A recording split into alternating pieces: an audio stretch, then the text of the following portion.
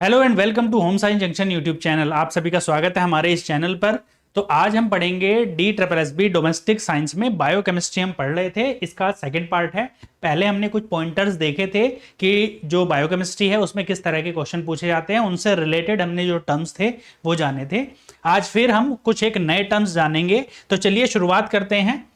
पहला टर्म है omega 3 fatty acid. देखो क्या होता है ओमेगा 3 फैटी एसिड। ये एंटी इन्फ्लेमेटरी होते हैं, मतलब सूजन रोधी होते हैं। इनकी वजह से जो सूजन आना या इस तरह की जो प्रॉपर्टी होती है वो कम होती है बॉडी में, अगर ओमेगा 3 फैटी एसिड आपके अगर बॉडी में है तो। ये जो ओमेगा 3 फैटी एसिड है वो एसेंशियल फैटी एसिड होते हैं। कल हमने इस बात को पढ़ा था कि ये जरूरी होते हैं, जरूरी बॉडी के लिए जरूरी होते हैं और बाहर से इनका इनटेक किया जाता है। बाहर से इनटेक करने का मतलब है डाइट के माध्यम से हम जो ओमेगा 3 फैटी एसिड हैं वो हम लेते हैं, कंज्यूम करते हैं। इनको बॉडी खुद नहीं बनाती है, ये हम डाइट के माध्यम से लेते हैं। Important for heart and brain health, यानी कि हार्ट और ब्रेन की यानी दिमाग की जो हेल्थ है उसके लिए ये बहुत इंपॉर्टेंट होते हैं। ओमेगा 3 फैटी एसिड मिलते किस किस चीज़ों से हैं? ये फ्लैक्स सीड से मिलते हैं, चिया सीड से और वॉलनट से मिलते हैं। एक बार हिंदी में भी देख लेते हैं। ओमेगा 3 फैटी एसिड सूजन रोधी गुण लगते हैं, हृदय और मस्तिष्क के स्वास्थ्य के लिए महत्वपूर्ण हैं और ये मिलते हैं अलसी के तेल में यानी कि फ्लैक्स सीड में, चिया सीड में, चिया के बीज में और अखरोट में ये मिलते हैं। अगर इनको आप कंज्यूम करोगे तो ओमेगा 3 फैटी एसिड आपको मिलेगा। ये बहुत अच्छा होता है आपके हार्ट और ब्रेन की हेल्थ के लिए। नेक्स्ट आ जाता है ओमेगा 6 फैटी एसिड। जैसे ओमेगा 3 है वैसे ही ओमेगा 6 है, ये भी एसेंशियल फैटी एसिड होते हैं, राइट।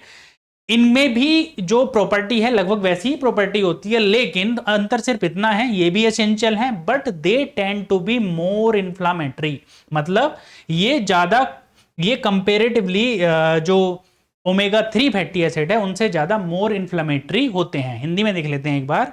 ओमेगा 6 फैटी एसिड भी आवश्यक है, लेकिन अधिक मात्रा में सेवन करने पर वे अधिक सूजन पैदा करते हैं। क्या करते हैं भाई? अधिक सूजन पैदा करते हैं। कब अधिक सूजन पैदा करते हैं? जब इनका कंजप्शन ज्यादा हो जाता है। ये मिलते किस किस चीज से हैं? कॉर्न ऑयल से मिलते हैं, सोयाबीन के तेल से, सनफ्लावर ऑयल और सनफ्लावर सीड से, पंपकिन सीड से। इन सब चीजों से जो ओमेगा 6 फैटी एसिड है वो मिलता है। सेम काम ये भी करता है, ये भी हार्ट और ब्रेन की हेल्थ के लिए इंपॉर्टेंट होता है। अगले पॉइंटर की तरफ चलते हैं हम। नेक्स्ट है वाटर सोल्यूएबल विटामिन। आप विटामिन जानते हैं कि विटामिन क्या होता है। अब दो तरह के विटामिन को कैटेगराइज कर सकते हैं। एक तो वाटर सोल्यूएबल विटामिन हो गए आपके, एक क्या हो गए भाई? एक तो हो गए वाटर सोल्यूएबल विटामिन और दूसरे हो गए फैट सोल्यूएबल विटामिन। तो दो तरह के आपके क्या हो जाते हैं भाई? विटामिन हो जाते हैं, वाटर सोल्यूएबल एंड फैट सोल्यूएबल। अब याद रखने का तरीका क्या है इन दोनों का मैं बता देता हूं। वाटर सोल्यूबल और फैट सोल्यूबल, जो भी फैट सोल्यूबल होते हैं इन दोनों को एक साथ पढ़ लो। कौन कौन से होते हैं? ADE के, यानी अगर मैं इनको ऐसे लिख दूं KEDA, तो ये क्या शब्द बना? कीड़ा।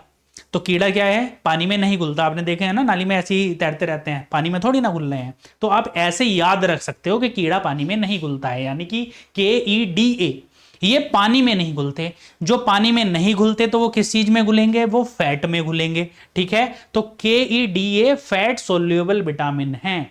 इनको छोड़कर जो अन्य विटामिन हैं वो आपके वाटर सोल्यूबल विटामिन है, जैसे कि बी कॉम्प्लेक्स, विटामिन सी और विटामिन डी भी, ठीक है। क्या है ये? वाटर सोल्यूबल विटामिन है, यानी कि पानी में घुल जाते हैं। अब एक और चीज याद रखने की यहां पर ये है, जो पानी में घुल जाते हैं वो बॉडी एब्जॉर्ब नहीं कर पाती वो विटामिन को, और वो क्या है? आपके यूरिनेशन में वो आपके सारे विटामिन निकल जाते हैं। यूज होता है, फंक्शन की जो है प्रॉपर जो होनी है वो होगी, उनका काम जो करना है बॉडी को वो होगा और उसके बाद में निकल जाएंगे। तो बी कॉम्प्लेक्स हो, विटामिन सी हो, विटामिन डी हो, ये सारे के सारे आपके वाटर सोल्यूबल विटामिन हैं और ये अपना काम करते हैं और पानी के साथ में, मूत्र के साथ में आपके निकल जाते हैं। दूसरे आते हैं फैट सोल्यूबल विटामिन। कौन कौन से होते हैं? KEDA। ये फैट में सोल्यूबल है, यानी कि ये आपकी बॉडी में रहते हैं, जमा हो जाते हैं। Stored in body fat and liver, और ये लीवर में अल्टीमेटली जाकर के क्या हो जाते हैं भाई? स्टोर हो जाते हैं। कहां हो जाते हैं? एक्सेस कैन बी टॉक्सिक, यानी कि अगर इन्हें अधिक मात्रा में सेवन कर लिया जाए बहुत ज्यादा मात्रा में, जितनी रिक्वायर्ड अमाउंट है उससे बहुत ज्यादा मात्रा में लेंगे तो ये भी प्रॉब्लम क्रिएट करेंगे, क्योंकि ये फैट सोल्यूबल हैं और बॉडी में जाकर के जमा होना है इनको, तो ये बहुत ज्यादा मात्रा में ये भी टॉक्सिक हो सकते हैं। हिंदी में एक बार दोनों को देख लेते हैं। जल में घुलनशील विटामिन क्या होते हैं? इनमें बी कॉम्प्लेक्स और विटामिन सी शामिल है। अधिक मात्रा मूत्र के माध्यम से उत्सर्जित हो जाती है, क्योंकि पानी में मिल जाएगी और अल्टीमेटली वो मूत्र के रूप में उत्सर्जित हो जाएगी।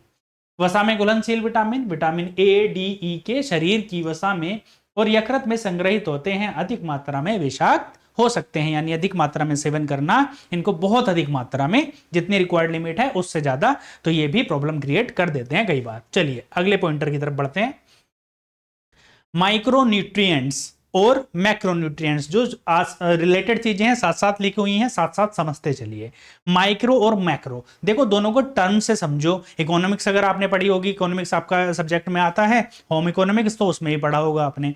माइक्रो और मैक्रो, माइक्रो होता है छोटा, मैक्रो होता है बड़ा, ठीक है। माइक्रो जहां भी शब्द आ जाएगा ना, शब्द जो इंग्लिश के शब्द हैं इनका हिंदी मीनिंग अगर याद कर लेंगे तो आधा ही आपका जो सिलेबस है वो आधा कवर हो गया समझो।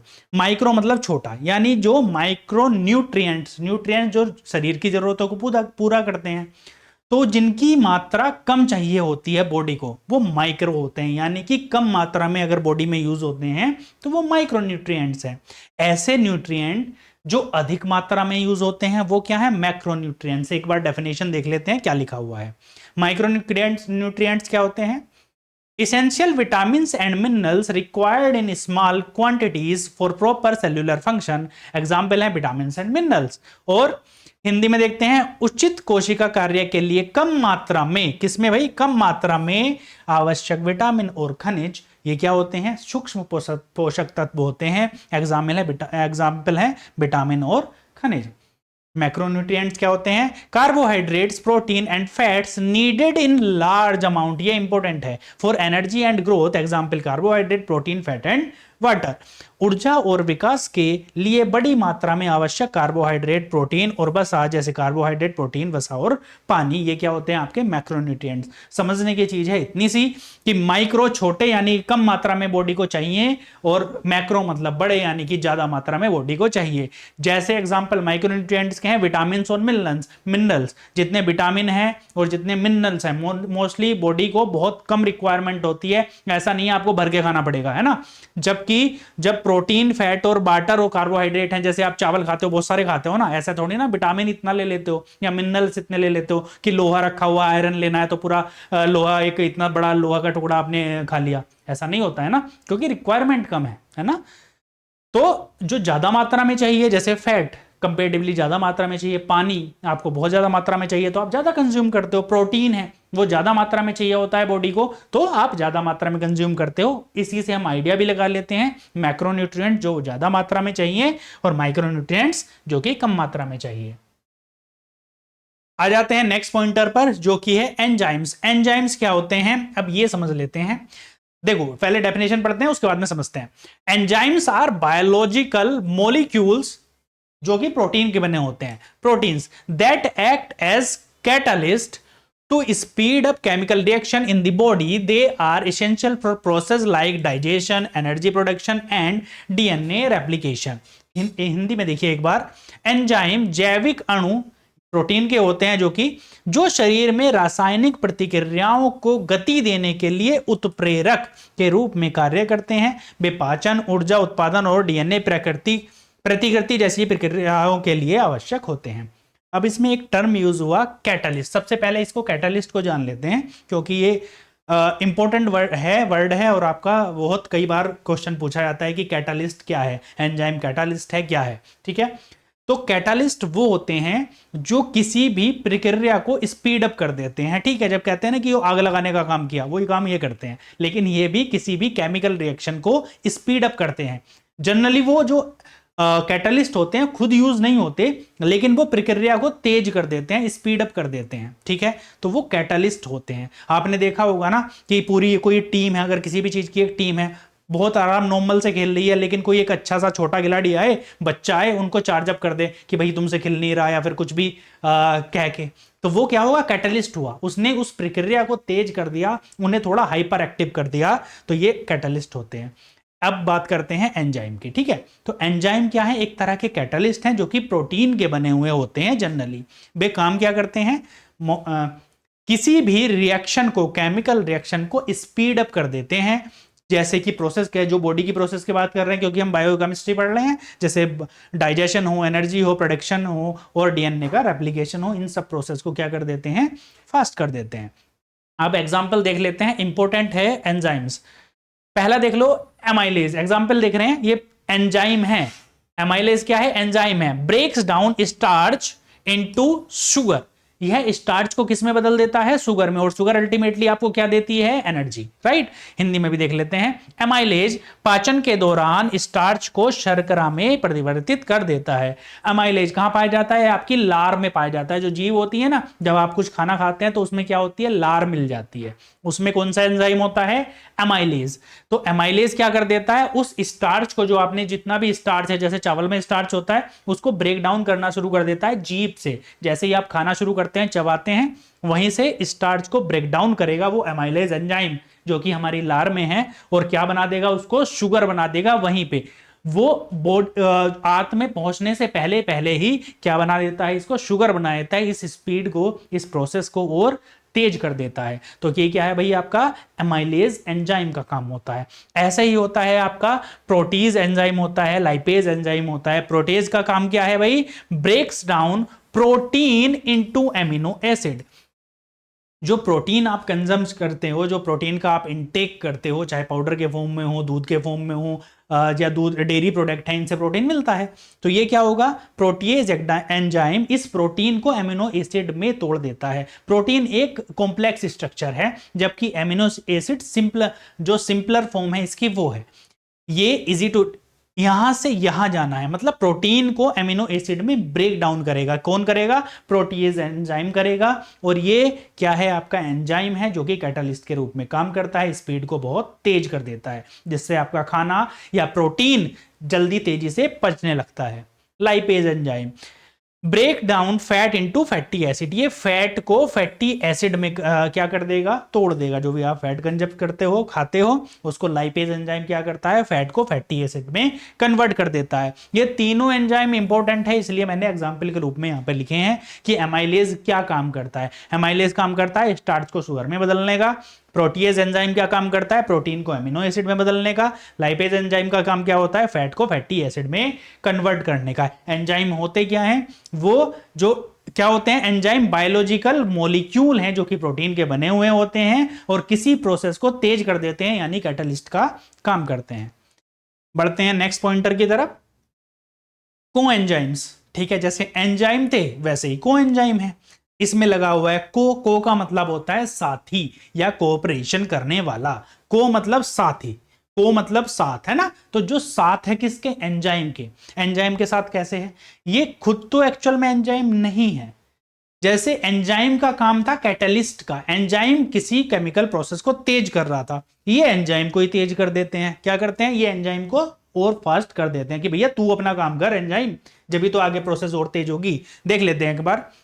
Coenzymes are non protein organic molecule. ये प्रोटीन के नहीं होते, ठीक है। जनरली क्या होते हैं, आपके मिनरल्स, विटामिन जो होते हैं, विटामिन होते हैं mostly coenzymes, that bind to enzymes to help then function properly. भैया एंजाइम तुम अच्छे से काम करो। कोएंजाइम का काम क्या है, एंजाइम को उंगली करना कि भैया तुम अच्छे से काम करो। कोएंजाइम ये काम करता है।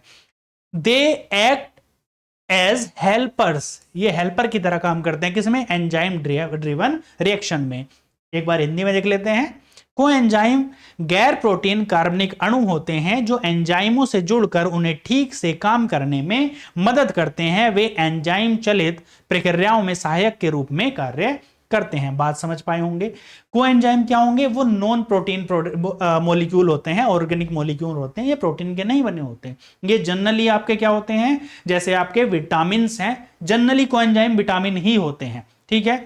वो क्या करते हैं, जो एंजाइम है उसको भाई मोटिवेट करते हैं, उसको काम को बढ़ाते हैं, भैया तुम काम करो, ठीक है, और साथ में उनके साथ में काम भी करेंगे। ये क्या काम होता है, कोएंजाइम का। एग्जांपल देख लेते हैं।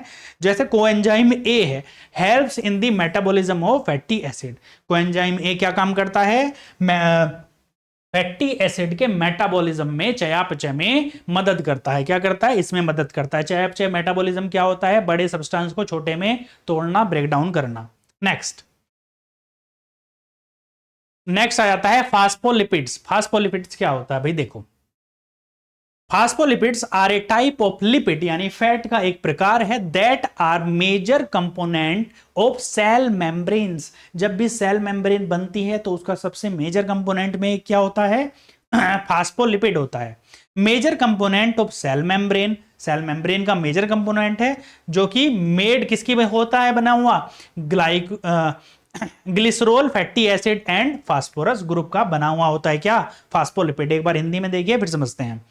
फास्फोलिपिड एक प्रकार का लिपिड है, यानी वसा है, जो कोशिका झिल्ली का प्रमुख घटक है। कोशिका झिल्ली के प्रमुख घटकों में ग्लिसरॉल, फैटी एसिड और फास्फेट समूह से बना होता है। अब इस शब्द को समझो, फास्फोलिपिड। फास्फो, यहां तक देखो, फास्फो ये किसको रिप्रेजेंट करता है? फास्फोरस को रिप्रेजेंट करता है, यानी कि वो लिपिड जिसमें फास्फोरस भी इन्वॉल्व होगा। और लिपिड्स मतलब आप समझते हैं कि वसा होता है, फैट होता है, ठीक है। जब फैट, ऐसे फैट जिसमें फास्फोरस भी इन्वॉल्व होता है और साथ में ग्लिसरॉल भी होता है इन सब में, तो वो क्या होते हैं? फास्फोलिपिड होते हैं। ये यूज कहां पर होते हैं? सेल मेम्ब्रेन जब बनती है तो उसमें एक बड़ा हिस्सा किसका होता है? फास्फोलिपिड्स का होता है। जो सेल मेम्ब्रेन होती है वो फास्फोलिपिड्स की बनी होती है मेजरली, ठीक है। तो इनका काम क्या है? एक तरह के फैट हैं जो कि सेल मेम्ब्रेन को बनाने का या फिर सेल मेम्ब्रेन के प्रमुख घटक होते हैं। बात समझ पाए होंगे। फास्फोलिपिड्स क्या है? एक कंपाउंड है जो फास्फोरस और लिपिड्स यानी फैट से मिलकर बना होता है, और सेल मेम्ब्रेन का एक बड़ा हिस्सा यानी इंपॉर्टेंट जो अंग होता है वो फास्फोलिपिड होता है। नेक्स्ट आ जाते हैं trans fatty acid. Trans fat आपने बहुत नाम सुना होगा, एक बार देख लेते हैं, उसके बाद में समझते हैं। Trans fat are unsaturated fat created through hydrogenation found in processed food. They raise bad cholesterol LDL, lower good cholesterol HDL and increases the risk of heart disease and stroke. Hindi में देखिएगा, हिंदी वाले।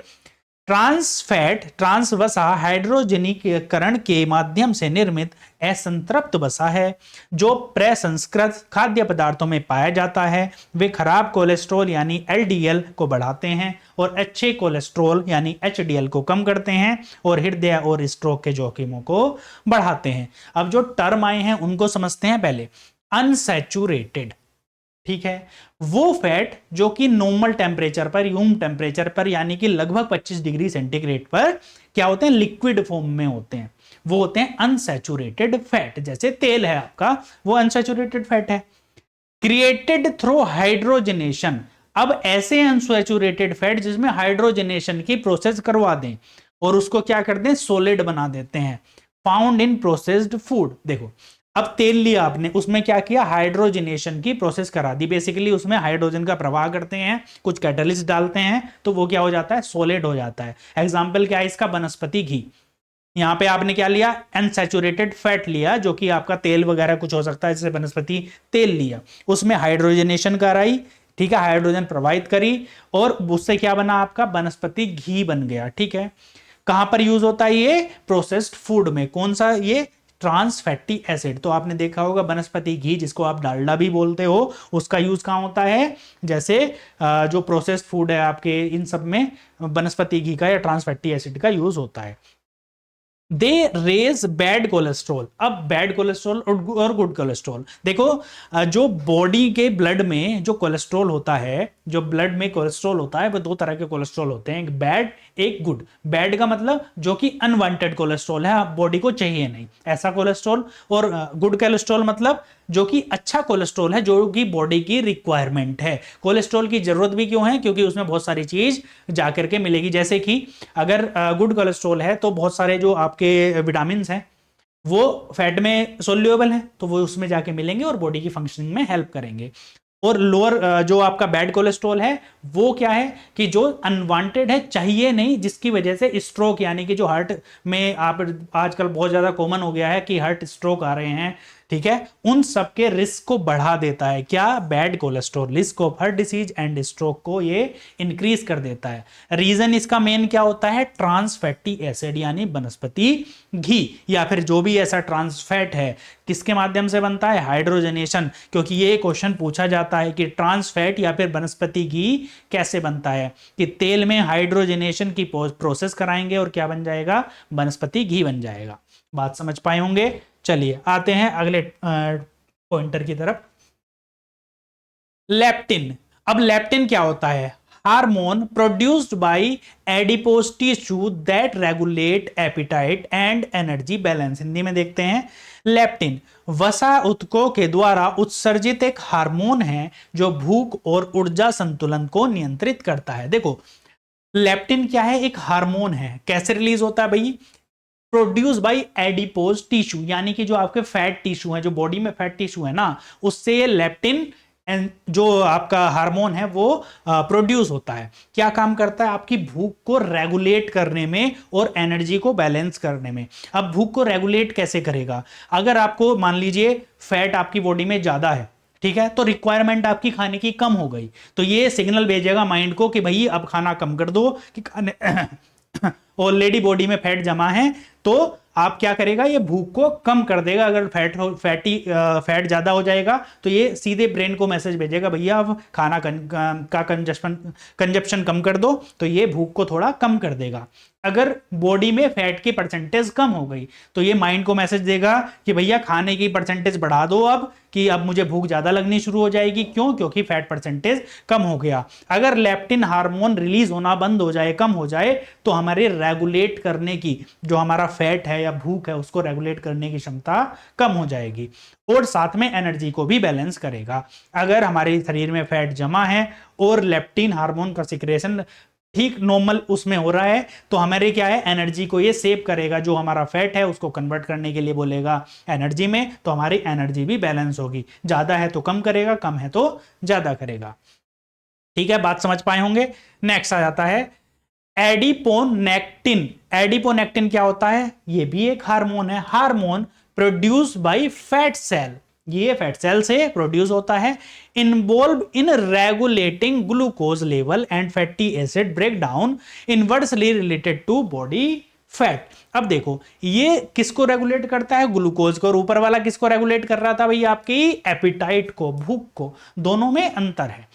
जो ऊपर था लेप्टिन, ये किसको regulate कर रहा है? आपकी भूख को, यानी पेट की जो पावर है, एपिटाइट है, भूख हो, उसे रेगुलेट कर रहा था। और ये किसको रेगुलेट करता है? शुगर लेवल को। शुगर लेवल कम है तो ये कहेगा भैया शुगर लेवल इसमें बढ़ाना चाहिए, शुगर का कंजप्शन ज्यादा कर दो। अगर शुगर लेवल ज्यादा है तो ये ब्रेन को मैसेज भेजेगा भैया शुगर लेवल कम करना है, तो शुगर का कंजप्शन कम कर दो। ये ब्रेन को मैसेज भेजते हैं, ठीक है। एंड फैटी एसिड ब्रेकडाउन, जो फैटी एसिड है उसके ब्रेकडाउन में भी मदद करता है क्या? Adeno pectin. कहां से रिलीज होता है? ये फैट सेल से रिलीज होता है, एडिपोसाइट से रिलीज होता है। Inversely related to body fat, body fat बढ़ेगा तो इसका कम हो जाएगा, एडिनोपैक्टिन का जो निकलना है, सिक्रेट होना है, कम हो जाएगा। फैट ज्यादा होगा तो ये कम है तो ये बढ़ जाएगा। इनसे इनवर्सली रिलेटेड है। अगर फैट ज्यादा है तो ये कम सिक्रेट होगा, ये कम है, फैट कम है तो ये ज्यादा सिक्रेट होगा।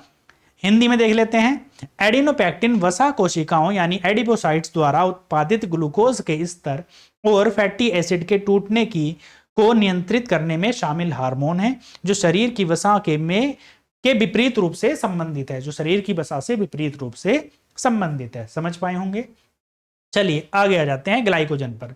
ग्लाइकोजन आप सभी जानते होंगे, पहले भी आपने पढ़ा है, देख लेते हैं एक बार। Storage form of glucose in the liver and muscles providing a quick source of energy. Hindi में देखिएगा, ग्लाइकोजन क्या होता है? यकृत और मांसपेशियों में ग्लूकोज का भंडारण रूप जो ऊर्जा का त्वरित स्रोत प्रदान करता है। अब देखो, आपने कुछ खाया, ठीक है, कुछ तो आपको एनर्जी चाहिए। मान लो आपको 2000 किलो कैलोरी ऊर्जा आपको चाहिए पूरे दिन भर के काम करने के लिए, एक नॉर्मल आदमी को मान के चलते हैं, और आपने खा ली 4000 किलो कैलोरी, जाके पिज्जा खाए, बर्गर खाए, तो एनर्जी तो ज्यादा मिली ना बॉडी को।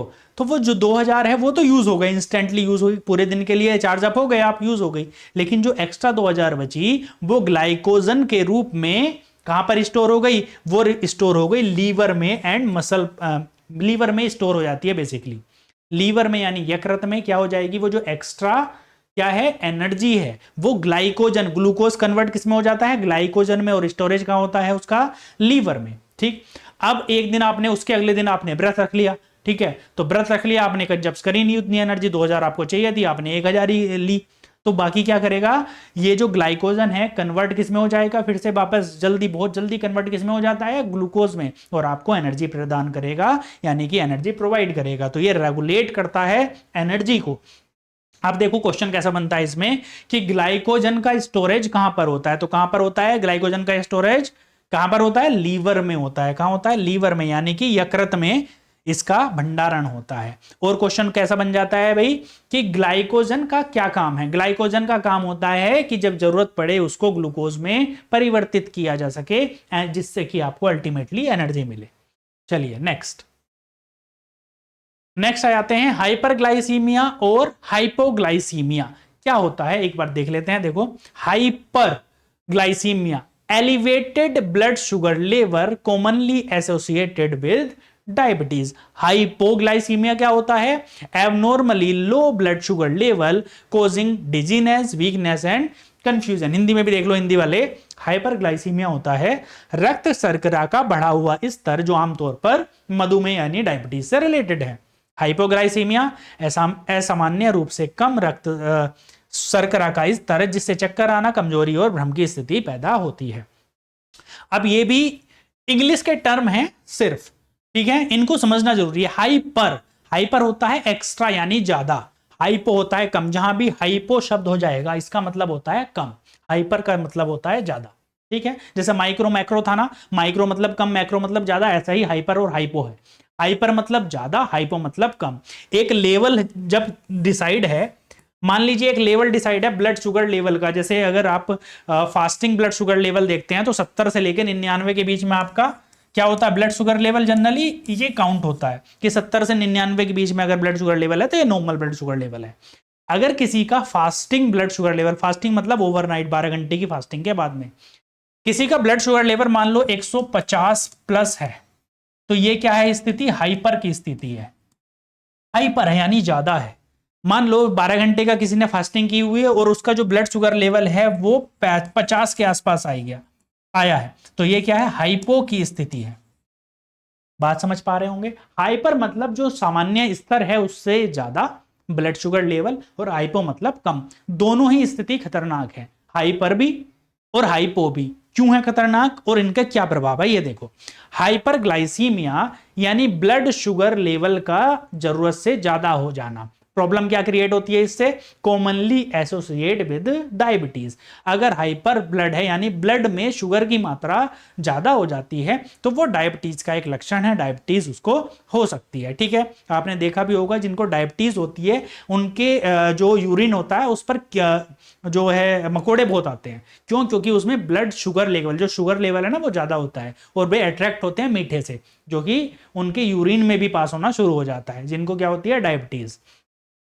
हाइपोग्लाइसीमिया, इसमें जो ब्लड शुगर लेवल है जितना रिक्वायर्ड है वो भी जरूरी है, लेकिन उससे भी कम हो जाता है। इससे प्रॉब्लम क्या होती है, क्योंकि एनर्जी बेसिकली इनकी कम हो जाती है, तो इनसे प्रॉब्लम होती है क्या, डिजीनेस यानी कि चक्कर आने शुरू हो जाते हैं, कमजोरी होती है, और कंफ्यूजन जैसे भ्रम की स्थिति, कुछ साफ साफ ना दिखना, धुंधला दिखना, इस तरह की स्थिति पैदा होती है हाइपोग्लाइसीमिया में। हाइपर प्रॉब्लमेटिक है लेकिन हाइपो उससे भी ज्यादा प्रॉब्लमेटिक है। समझ पा रहे होंगे। चलिए नेक्स्ट आगे बढ़ते हैं, और ये लास्ट आज के देखते हैं पॉइंटर्स, एनाबोलिज्म और कैटाबोलिज्म, ठीक है। दोनों की दोनों एक ये केमिकल प्रोसेस होती हैं, एनाबोलिज्म भी और कैटाबोलिज्म भी। समझ लेते हैं, पहले एक बार डेफिनेशन देखते हैं उसके बाद में समझते हैं। एनाबोलिज्म क्या होता है, metabolic pathways that construct molecules from smaller units requiring energy. Hindi में देखते हैं, उपचय क्या होता है, चयापचय पथ जो छोटी इकाइयों से अणुओं का निर्माण करते हैं जिनके लिए ऊर्जा की आवश्यकता होती है, उदाहरण के लिए प्रोटीन संश्लेषण यानी प्रोटीन सिंथेसिस। समझ गए। अब कैटाबोलिज्म क्या होता है, क्योंकि दोनों रिलेटेड हैं, एक बार पढ़ लेते हैं उसके बाद में समझते हैं। कैटाबोलिज्म होता है मेटाबॉलिक पाथवे, दोनों के दोनों मेटाबॉलिक पाथवे हैं, that break down molecules into smaller units releasing energy, that is glycolysis जैसे एक प्रोसेस है। अपचय क्या होता है? अपचय पर जो अणुओं की छोटी इकाइयों में तोड़ते हैं, तोड़ने पर ऊर्जा जारी करते हैं, उदाहरण के लिए क्या होता है? ग्लाइकोलाइसिस। अब समझ लेते हैं एनाबोलिज्म क्या होता है? चीजों को इकट्ठा करना, जोड़ना। ठीक है, जब दो अणु हैं अलग अलग, मान लो ये कई सारे अणु हैं, ठीक है, इन सबको एक साथ आप जोड़ दोगे, बाइंड कर दोगे, इन सबको आपने बाइंड कर दिया, ये जितने भी छोटे छोटे अणु थे ना, ये आपने एक साथ बाइंड कर दिए। तो इन दोनों को खींचने के लिए, ठीक है, खींचने के लिए क्या चाहिए होती है? ऊर्जा की रिक्वायरमेंट होती है। जब चीजों का जुड़ना होता है, एक साथ इकट्ठा होते हैं, तो वो क्या होते हैं? एनाबॉलिक प्रोसेस होती है, उसको एनाबॉलिज्म कहते हैं। ये भी एक मेटाबॉलिज्म की प्रोसेस है। जैसे कि पहले हम बॉडी में क्या होता है? कैटाबॉलिज्म होती है। जैसे कि जैसे मेटाबॉलिक प्रोसेस के क्या होता है? जब हम खाना खाते हैं पहले वो ब्रेक डाउन होता है, ठीक है, फूड अलग अलग में, जो अगर न्यूट्रिएंट्स है कोई बॉडी में, या फिर कोई भी जैसे हार्मोन क्या करते हैं? उनको तोड़ देते हैं। जैसे अगर जो आपके माइक्रो और मैक्रो न्यूट्रिएंट्स हैं वो बॉडी को मिलते हैं, उसके बाद में जब मिल जाते हैं, जब स्मॉलर फॉर्म में पहुंच जाते हैं, उसके बाद में उसको कंस्ट्रक्ट करने के लिए बॉडी सेल बनती है, रिपेयर का काम होता है, तो वो क्या होती है? एनाबॉलिक प्रोसेस हो जाती है। जब जोड़ने का काम हो, कुछ बनाने का काम हो, तो एनाबॉलिज्म होता है। जब तोड़ने का, टुकड़े करने का काम हो, खंड खंड करने का काम हो, तो क्या होता है? कैटाबॉलिज्म होते हैं। बात समझ पा रहे होंगे कि मेटाबॉलिक पाथवे दोनों हैं। एनाबॉलिज्म में कुछ ना कुछ जुड़ेगा, कंस्ट्रक्ट होगा, बनेगा, और कैटाबॉलिज्म में कुछ ना कुछ टूटेगा, यानी कि छोटे छोटे टुकड़े होंगे। अब चूंकि इसमें बनाना है, इकट्ठा करना है, तो एनर्जी की रिक्वायरमेंट होती है, एनर्जी लगती है शरीर में। जैसे अगर आपका कहीं पे चोट लग गई है, मान लो हाथ पे चोट लग गई है, तो उस पर थक्का जमेगा, थक्का जमेगा यानी बनेगा, कुछ कंस्ट्रक्ट होगा, तो बॉडी को रिक्वायरमेंट होगी किसकी? एनर्जी की। अब बॉडी क्या होगी? जरूरत पड़ेगी उस जगह पर, बॉडी की जरूरत है एनर्जी की, तो उसमें एनर्जी यूज होगी। जबकि जब आपने खाना खाया तो वो खाना क्या होगा? ब्रेक डाउन होगा, टुकड़ों में टूटेगा, कैटाबॉलिक प्रोसेस होगी, तब क्या होगी? एनर्जी रिलीज होगी, जो कि बॉडी की अलग अलग फंक्शन करने के लिए यूज होगी। समझ पा रहे होंगे? तो ये था आपका कैटाबॉलिज्म और मेटाबॉलिज्म। ये थे आज के पॉइंटर्स। ऐसे ही पॉइंटर्स पढ़ने के लिए आप जुड़े रहिए हमारे चैनल होम साइंस जंक्शन पे, और जो इसकी पीडीएफ है वो आप जब ये सारे के सारे पॉइंटर कर लेंगे तो आपको home science by Prerna ma'am जो आपका टेलीग्राम है उस पर आपको मिल जाएगी। चलिए मिलते हैं नेक्स्ट क्लास में, तब तक के लिए शुक्रिया, धन्यवाद।